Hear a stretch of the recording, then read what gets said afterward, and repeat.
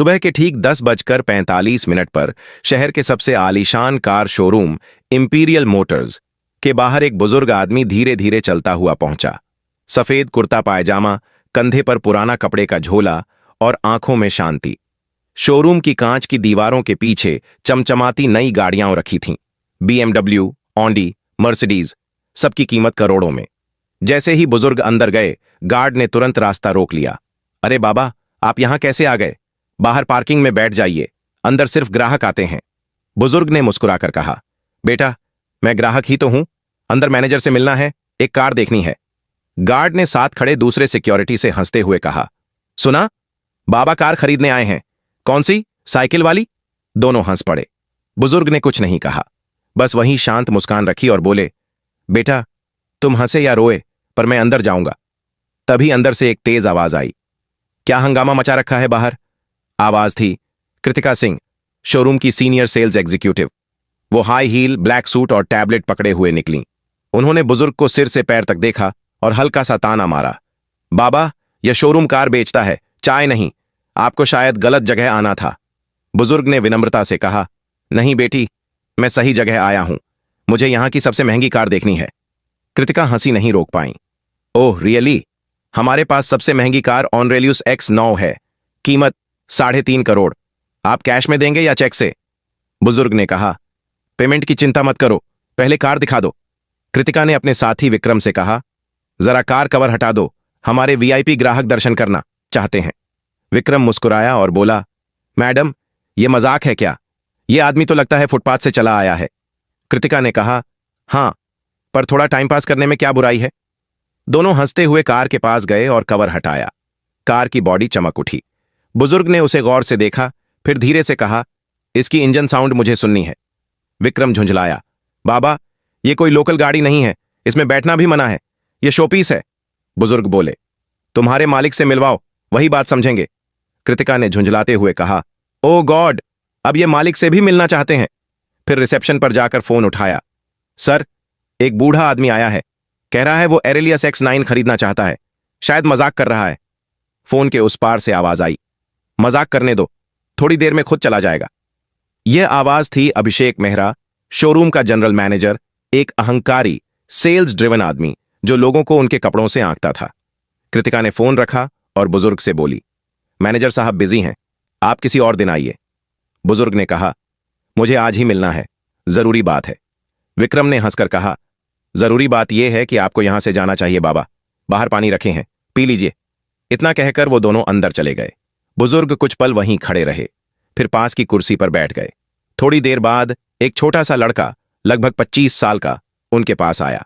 नाम था रवि तिवारी, नया जूनियर सेल्समैन। रवि ने पूछा, बाबा, सब आपको डांट क्यों रहे हैं? आपको कुछ चाहिए क्या? बुजुर्ग मुस्कुराए। बस तुम्हारे मैनेजर से मिलना है बेटा। रवि ने कहा, ठीक है, मैं कोशिश करता हूं। वो भागा भागा मैनेजर के ऑफिस में गया। सर, बाहर एक बुजुर्ग हैं, कहते हैं कार खरीदनी है। मैंने देखा, वो गरीब लगते हैं, पर बात में सच्चाई है। अभिषेक ने आंखें उठाईं। रवि, तुम नए हो, यहां हर महीने 100 लोग ऐसे आते हैं। तुम्हारा काम है असली खरीदार पहचानना। अब जाओ और उसे बाहर भेजो। रवि ने झिझकते हुए कहा। पर सर, अगर वो सच में... अभिषेक ने बीच में काटा। Enough, don't argue, do your job. Ravi बाहर आया। बुजुर्ग अब भी शांत बैठे थे। उसने धीरे से कहा, बाबा, उन्होंने कहा आप बाद में आइए, वो अभी बिजी हैं। बुजुर्ग ने सिर हिलाया। ठीक है बेटा, जब समय सही होगा तब मुलाकात खुद हो जाएगी। रवि ने हैरानी से पूछा, आपका नाम क्या है? बुजुर्ग ने मुस्कुराकर कहा, नाम जानने का वक्त अभी नहीं आया बेटा। और इतना कहकर उन्होंने अपनी झोली से एक छोटा सा सील बंद लिफाफा निकाला। रवि से बोले, यह अपने मैनेजर को देना, लेकिन जब वो अकेले हों। रवि ने लिफाफा लिया। क्या इसमें? बुजुर्ग ने कहा, जवाब उसमें मिलेगा, बस दे देना। रवि कुछ समझ नहीं पाया, लेकिन जब उसने बुजुर्ग की आंखों में देखा तो अजीब सी गहराई महसूस हुई, जैसे वो कोई आम आदमी नहीं, कुछ और ही है। वो लिफाफा उसके हाथ में भारी लगने लगा। रवि ने वो सील बंद लिफाफा सावधानी से अपनी शर्ट की जेब में रखा। शोरूम के अंदर अब भी वही गहमा घमी थी, नए ग्राहक, चाय की ट्रे, चमकते टायर और सेल्स की बातें। लेकिन रवि का ध्यान अब कहीं और था। हर बार जब उसकी उंगलियां उस लिफाफे को छूतीं, उसे लगता जैसे उसमें कुछ बड़ा छिपा है। करीब आधे घंटे बाद शोरूम थोड़ा शांत हुआ। अभिषेक मेहरा अपने केबिन में अकेले था। रवि ने हिम्मत जुटाई और अंदर चला गया। सर। हाँ रवि, अब क्या हुआ? अभिषेक ने बिना सिर उठाए जवाब दिया। वो जो बुजुर्ग थे ना, उन्होंने ये लिफाफा आपको देने को कहा है। बोले थे अकेले में देना। अभिषेक ने मुस्कुराकर कहा। क्यों, इसमें क्या लिखा है? दान का आवेदन? फिर लिफाफा ले लिया, सील तोड़ी। अंदर सिर्फ एक सफेद शीट थी, उस पर नीले इंक से कुछ पंक्तियां टाइप की हुई थीं। प्रिय श्री अभिषेक मेहरा, आज आपके व्यवहार से मैंने बहुत कुछ समझा। कल सुबह 10 बजे मैं ऑरेलियस ग्रुप के हेड ऑफिस में मिलूंगा। वहां तय होगा कि इंपीरियल मोटर्स का भविष्य किसके हाथ में रहेगा। एस शेखावत। अभिषेक का चेहरा तुरंत सख्त हो गया। उसने दोबारा नाम पढ़ा, एस शेखावत। उसका माथा सिकुड़ गया। यह नाम कहीं सुना है, वह बुदबुदाया। अचानक उसे याद आया, ऑरेलियस ग्रुप वही कंपनी थी जिसके फ्रेंचाइज पर यह पूरा शोरूम चल रहा था, और एस शेखावत वही शख्स थे जो इस ब्रांड के फाउंडिंग डायरेक्टर में से एक थे, लेकिन पिछले कई सालों से पब्लिक में दिखाई नहीं दिए थे। अभिषेक ने झटके से इंटरकॉम उठाया। कृतिका, जल्दी मेरे केबिन में आओ। कुछ सेकंड में कृतिका अंदर पहुंची। क्या हुआ सर? अभिषेक ने उसे लिफाफा थमाया। पढ़ो यह। पता है, ये वही बुजुर्ग थे जो सुबह आए थे, और यह नाम शेखावत। क्या तुम समझती हो इसका मतलब? कृतिका ने पढ़ा और चेहरा फीका पड़ गया। सर, मतलब वो हमारे। हाँ, अभिषेक ने टेबल पर हाथ मारा। वो हमारे फ्रेंचाइज ओनर में से एक हैं, और हमने उन्हें बाहर बैठा दिया। कृतिका की आवाज कांप गई। अब क्या करेंगे सर? अगर उन्होंने रिपोर्ट कर दी तो? अभिषेक ने गहरी सांस ली। कुछ नहीं होगा, अभी तक उन्होंने सिर्फ चेतावनी दी है। कल तक मैं सब ठीक कर दूंगा। कृतिका बोली। पर कैसे? जो लोग ऊपर तक पहुंचते हैं वो हर झटका झेलना जानते हैं। कल जब वो आएंगे मैं सॉरी बोल दूंगा। थोड़ा इमोशनल ड्रामा, थोड़ा फ्लैटरिंग, सब ठीक हो जाएगा। कृतिका ने सिर हिलाया। लेकिन सर, अगर उन्होंने सीधा कॉर्पोरेट टीम को बोल दिया तो? अभिषेक ने मुस्कुराया। तब भी मेरे पास एक प्लान है। उनके उम्र दराज होने का फायदा उठाया जा सकता है। अगर उन्होंने कोई क्लेम किया तो मैं कह दूंगा कि कोई फेक आदमी उनका नाम इस्तेमाल कर रहा था। पुरानी ट्रिक है, काम करेगी। कृतिका चुप हो गई। वो जानती थी सर का कॉन्फिडेंस कई बार अहंकार की हद पार कर जाता है। इसी बीच रवि बाहर खड़ा सब सुन रहा था। वो अंदर नहीं गया, पर दरवाजे की ओट में हर शब्द उसके कानों में पड़ा। उसे अंदर से गुस्सा आया। उसने सोचा, इन लोगों ने कल भी गलती की थी और आज भी झूठ से ढकने की कोशिश कर रहे हैं। रात को रवि घर नहीं गया। वो शोरूम के पीछे वाले छोटे ऑफिस में ही रुका। कंप्यूटर पर बैठकर उसने ऑरेलियस ग्रुप की वेबसाइट खोली। फिर contact board of directors section में जाकर एक ईमेल लिखा। Subject, important about mister S Shekhawat के इंपीरियल मोटर्स में आने का अनुरोध। प्रिय सर, आज एक बुजुर्ग व्यक्ति आए थे जो खुद को श्री शेखावत बताते हैं। स्टाफ ने उनके साथ अनुचित व्यवहार किया, उन्हें शोरूम से लगभग बाहर निकाल दिया गया। मैं यह मेल इसलिए लिख रहा हूं ताकि सच आपके सामने पहुंचे। Ravi Tiwari, junior sales executive. उसने मेल भेज दी। दिल धड़क रहा था, पर आत्मा हल्की लग रही थी। अगली सुबह 10 बजे शोरूम के गेट पर वही बुजुर्ग फिर आए, पर इस बार अकेले नहीं थे।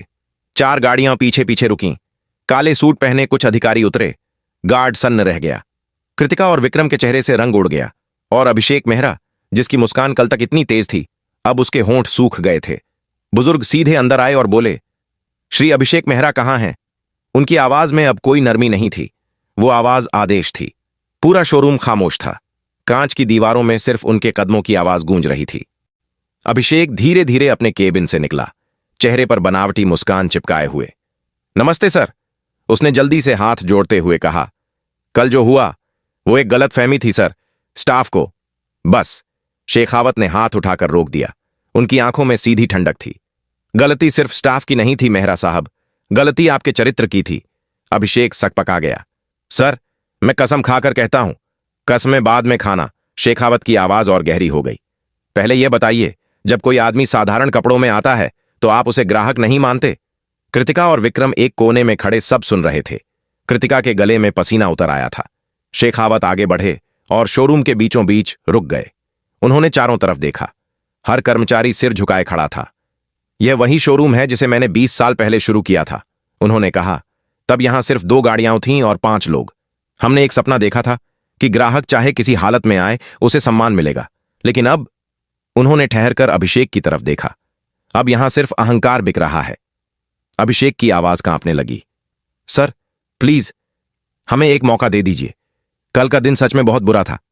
हाँ, शेखावत बोले, लेकिन बुरे दिन इंसान को पहचानने का काम करते हैं, और कल मैंने तुम्हें पहचान लिया। इसी बीच उनके साथ आए अधिकारी ने फाइल टेबल पर रखी। उसने कहा, सर हमने कल की पूरी सीसीटीवी फुटेज देखी है, सब कुछ रिकॉर्ड में है। अभिषेक के चेहरे का रंग उड़ गया। कृतिका की सांस अटक गई। शेखावत बोले, मैंने वीडियो देखा है, तुम लोग हंस रहे थे, ताने मार रहे थे, और एक बुजुर्ग ग्राहक को बैठने तक नहीं दिया गया। क्या यह है तुम्हारा ब्रांड वैल्यू? अभिषेक ने सिर झुका लिया। सर मैं मानता हूं मुझसे गलती हुई, मैं नहीं। शेखावत ने बीच में काटा, अब गलती मानने का वक्त नहीं, अब जवाब देने का वक्त है। उन्होंने पीछे खड़े रवि की ओर इशारा किया। आओ बेटा। रवि चौंका, धीरे धीरे आगे बढ़ा। शेखावत ने मुस्कुराकर कहा, यही है वो लड़का जिसने मुझे झूठ से नहीं, सच से मिलवाया, जिसने मेरी बेइज्जती छिपाने की कोशिश नहीं की, बल्कि मुझे सच्चाई बताई। पूरा स्टाफ स्तब्ध था। कृतिका फुसफुसाई, रवि ने मेल किया था? शेखावत ने अभिषेक की ओर देखा। जानते हो मेहरा, तुम्हारे शोरूम में सबसे निचले पद पर बैठा इंसान ही सबसे ऊंचा निकला। फिर उन्होंने फाइल खोली और बोले, आज से इंपीरियल मोटर्स की मैनेजमेंट स्ट्रक्चर बदल दी जा रही है। अभिषेक मेहरा, आप सस्पेंड किए जाते हैं तत्काल प्रभाव से। अभिषेक हक्का बक्का रह गया। सर प्लीज, मेरी फैमिली है, मेरा करियर। तुम्हारा करियर नहीं खत्म हो रहा, शेखावत शांत स्वर में बोले। बस अब तुम्हें असली काम समझना होगा।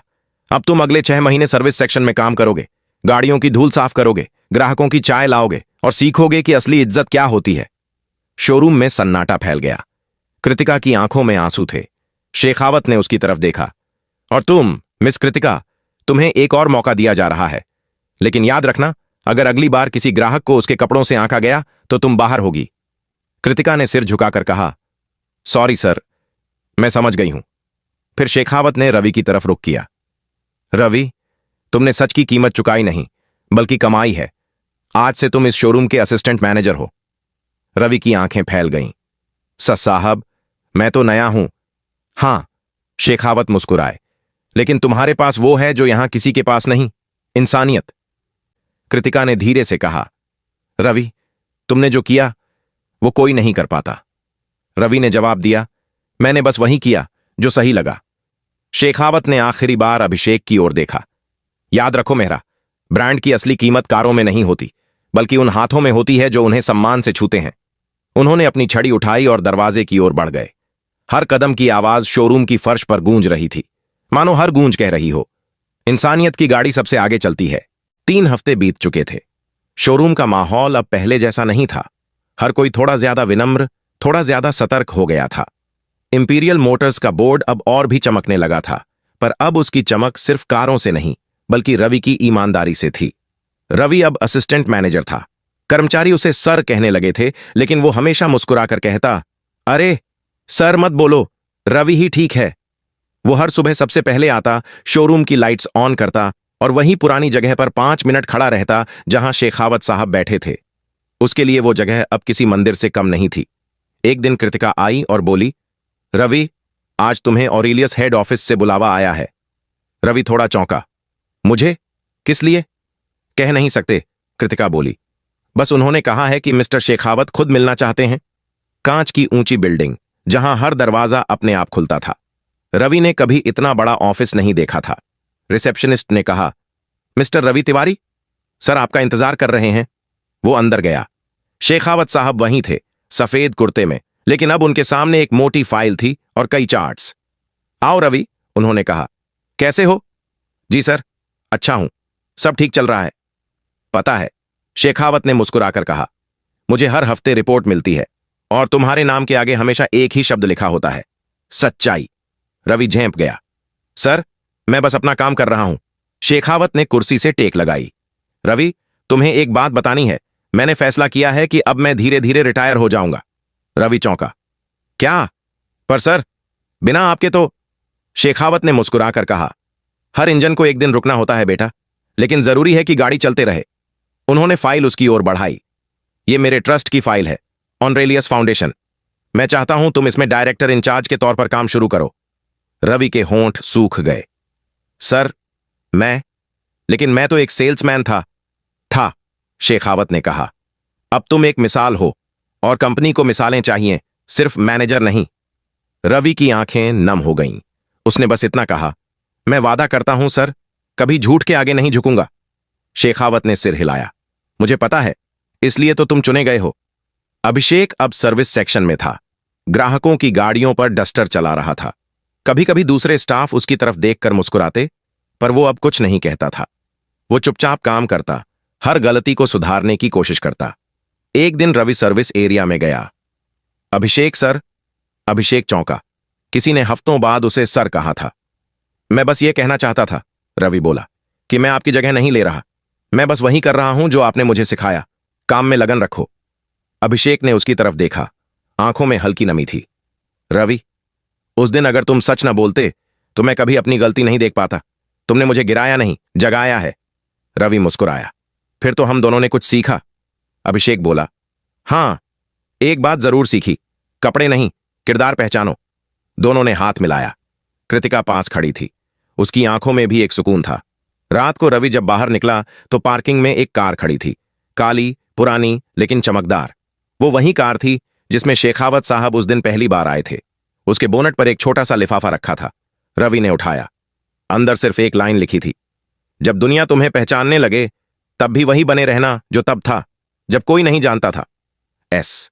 शेखावत। रवि मुस्कुराया, लिफाफा जेब में रखा और आसमान की तरफ देखा, जहां सितारे भी मानो कह रहे थे, सच की गाड़ी कभी रुकती नहीं।